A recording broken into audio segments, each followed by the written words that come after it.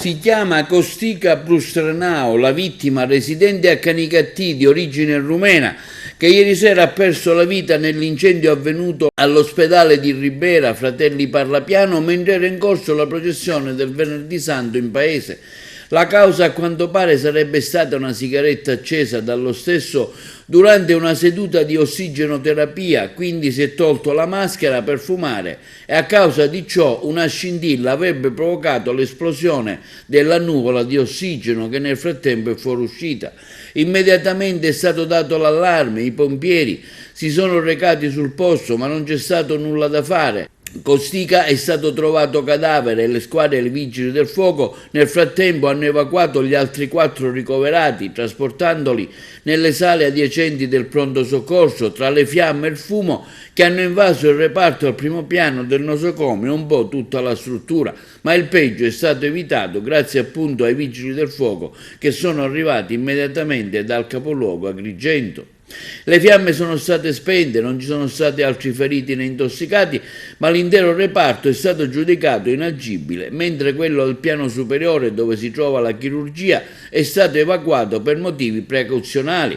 Il pubblico ministero di turno della Procura di Sciacca ha aperto immediatamente un'inchiesta, disposto il sequestro dell'area interessata dall'incendio dopo l'intervento dei vigili del fuoco. L'incendio si è verificato intorno alle ore 20, il fumo ha invaso altri reparti dell'ospedale, il nosocomio attualmente è presidiato dalla polizia, dal commissariato di Sciacca e dalla questura di Agrigento e dai carabinieri di Ribera.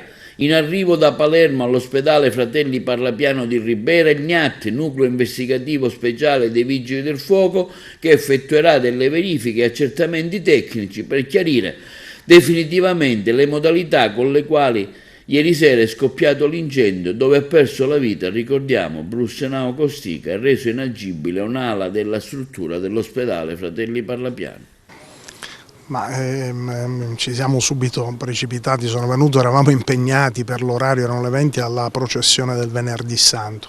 Quando subito avevo accanto il tenente che faceva la processione insieme a me, al quale è arrivato una telefonata, si è allarmato e ho capito che qualcosa non era successo, quindi ho chiamato subito il comandante della polizia municipale. Nel frattempo mi sono arrivate delle immagini delle fiamme all'ospedale, ho lasciato la processione, mi sono precipitato qua, ho avvisato immediatamente protezione civile, mi sono sentito con i vigili del fuoco, con la prefettura e mi sono recato qua. Poi ho incontrato i carabinieri, i vigili del fuoco, il direttore sanitario, ho chiesto subito informazioni e purtroppo abbiamo